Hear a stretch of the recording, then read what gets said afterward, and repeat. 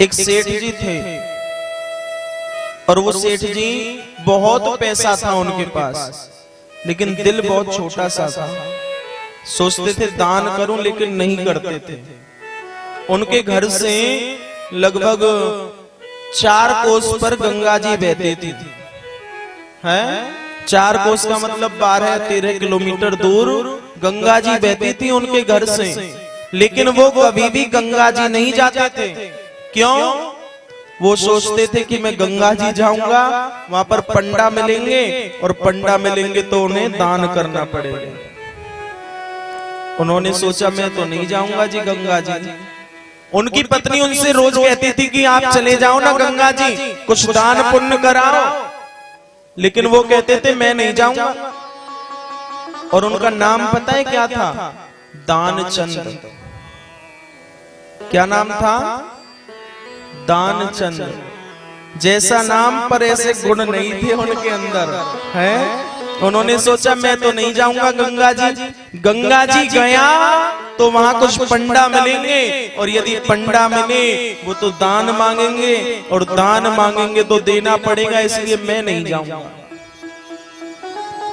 एक दिन उनकी पत्नी ने उनसे बहुत कहा कि आप चले जाओ ना, हैं जाओ तो सही, एक बार देख करके तो आओ, गंगा जी में स्नान तो करके आओ। पंडा जी ने, वो दानचंद जी ने सोचा कि सुबह सुबह चलूंगा जब कोई पंडा ही ना मिले। कंजूस थे ना, सुबह सुबह चलूंगा कि जब कोई पंडा ही ना मिले। गए और वहां पर बहुत घाट होते हैं। एक मुर्दा घाट था जहां पर मुर्दा जलाए जाते थे। दानचंद जी ने सोचा मुर्दा घाट पर चलूं, वहां तो कोई पंडा नहीं मिलेगा।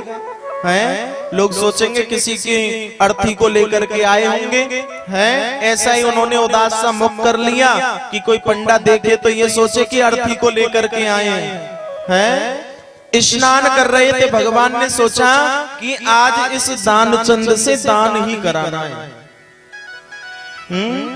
भगवान आ गए पंडा का रूप बना करके। अब जैसे ही दानचंद ने डुबकी लगाई और ऊपर को आया डुबकी लगा के, तो सामने पंडा जी खड़े। दानचंद तो सोचता रह गया ये क्या हुआ। मैं तो यहाँ मुर्दा घाट पर इसलिए आया था कि कोई पंडा ना मिले, और यहाँ भी पंडा जी आ गए। ये तो गड़बड़ हो गई। अब तो दानचंद ने बड़ी लंबी सी डुबकी लगाई कि अब मैं निकलूंगा नहीं बहुत देर तक। उसको सांस रोकने का थोड़ा प्रयास, थोड़ी प्रैक्टिस थी, तो उसने सांस को रोक लिया, पानी में डुबकी लगाया। अब सोचा गए होंगे, पंडा जी ने सोचा वह गए होंगे, तो गए होंगे वो तो। अब जैसे ही दानचंद निकले, अपना मुंह पूछा तो सामने फिर पंडा जी खड़े हैं। दानचंद ने सोचा आज तो बड़े फंसे। निगाह बचा करके निकलने लगे साइड से। भगवान ने कहा सुनो जजमान, जजमान की जय हो। यजमान सुबह सुबह तुम आए हो, प्रणाम यजमान। आओ यजमान बैठो हमारे घाट पर यजमान। दानचंद जी ने सोचा आज तो ये लेकर के ही रहेंगे। हैं भगवान ने कहा सुनो, आज सुबह सुबह तुम्हारा ही मुख देखा है ना, आज तो तुमसे दान लेकर के ही रहेंगे। दानचंद बोला मैंने आज तक नहीं दिया, तो अब क्या दूंगा तुम्हें। तुमने गलत जगह हाथ डाल लिया, तुम्हारी बौनी खराब हो गई आज। अच्छा बौनी खराब। भगवान की पंडा का रूप बना करके गए थे ना, भगवान बोले आज तो दान लेकर के। सुनो हमें ज्यादा कुछ दान नहीं चाहिए तुमसे, हम तो ना थोड़ा सा दान मांगते हैं। थोड़ा सा, थोड़ा सा कितना? थोड़ा सा केवल 1 साल का खर्चा दे दो। 1 साल का खर्चा? दानचंद बोला 1 साल का खर्चा मैं नहीं दूंगा तुम्हें कुछ भी, तुम गलत जगह आ गए। भगवान बोले सुनो 1 साल का नहीं दे सकते तो 6 महीने का खर्चा दे दो। है 6 महीने के राशन के लिए कुछ धन दे दो। दानचंद जी बोले सेठ जी की मैं तो वो भी नहीं दूंगा। बात घटते घटते केवल 1 आने पर आ गई।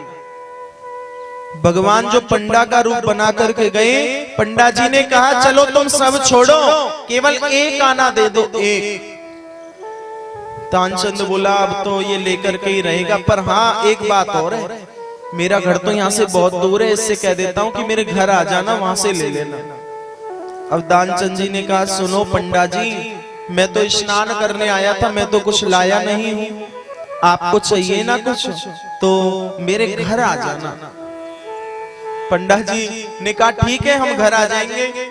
दानचंद सोचने लगा 1 रुपए एक आने के लिए घर के आए गए हैं, घर भी इतनी दूर है, कैसे घर आएगा। अब तो दानचंद जी निकल गए। दानचंद जी ने सोचा अच्छा हुआ छुटकारा मिला। अब दानचंद जी घर पहुंचे, पीछे पीछे ही पंडा जी पहुंच गए। पंडा जी ने दरवाजा बजाया, अरे यजमान दरवाजा तो खोलो। उसकी पत्नी ने कहा देखा एक पंडा जी आए हैं, तो बताया अपने पति को एक पंडा जी आए हैं। ना दानचंद ने कहा सुनो पंडा जी से कह देना कि आज मैं सुबह सुबह नहा लिया था ना, तो मुझे बुखार आ गया है, मेरी तबीयत सही नहीं है। अब ऐसे ही उसकी पत्नी ने जाकर के कहा कि हमारे पति देव को, सेठ जी को बुखार आ गया है, उनकी ना तबीयत सही नहीं है। अब जैसे ही पंडा जी ने सुना तबीयत सही नहीं है, हमारा यजमान बीमार है, अब तो हम बिल्कुल नहीं जाएंगे, उसे देख करके ही जाएंगे। हैं? अब तो हम उसे देख करके ही जाएंगे कि वो कब तक ठीक होगा। अच्छा, अब उसकी पत्नी ने फिर बताया सेठ जी को, सेठ जी वो तो कह रहे हैं हम तो यजमान को देख करके ही जाएंगे, वो बीमार है? सेठ जी ने कहा सुनो सब बात खत्म करो, उनसे जाके कहना कि सेठ जी अब नहीं रहे। एक आने के लिए क्या कहलवा दिया कि अब सेठ जी नहीं रहे। उसकी पत्नी भी थोड़ी ढोंगी टाइप की थी, वो भी रोते रोते पहुंची, अरे पंडा जी, अरे पंडा जी, पंडा जी हमारे सेठ जी अब नहीं रहे। भगवान भी कहने लगे, पंडा जी बोले कि अरे देवी ये तो बड़ा बुरा हुआ, सेठ जी नहीं रहे, अब तो हम बिल्कुल नहीं जाएंगे, उनका अंतिम संस्कार करा के ही जाएंगे। हैं? उनका अंतिम संस्कार जब हो जाएगा तब जाएंगे। अच्छा आ जाओ। तो अब भगवान को ले गई अंदर पंडा जी को। अब सेठ जी को थोड़ा श्वास रोकने का प्रयास किया उन्होंने, अब श्वास को रोक लिया। थोड़ा थोड़ा आंखों को खोल के देखते हैं, अब ये गए नहीं गए हैं, लेकिन भगवान तो वहीं खड़े हैं। भगवान ने पूरे गांव में ढिंडोरा पीट दिया, अरे सेठ जी ना, दानचंद जी का शरीर पूरा हो गया, दानचंद जी अब नहीं रहे, दानचंद जी पधार गए। अब तो वहां पूरा गांव इकट्ठा हो गया है, पूरा गांव इकट्ठा हो गया। अब तो बहुत देर हो गई, अर्थी सजाई, उसको लेके चलने को होए। भगवान ने उसके कान में कहा सुनो तुम चलो, एक आना मत देना, लेकिन खड़े तो हो जाओ, तुम्हें ये फूंक के आ जाएंगे। है? खड़े हो जाओ। दानचंद जी ने थोड़ी सी आंख खोली।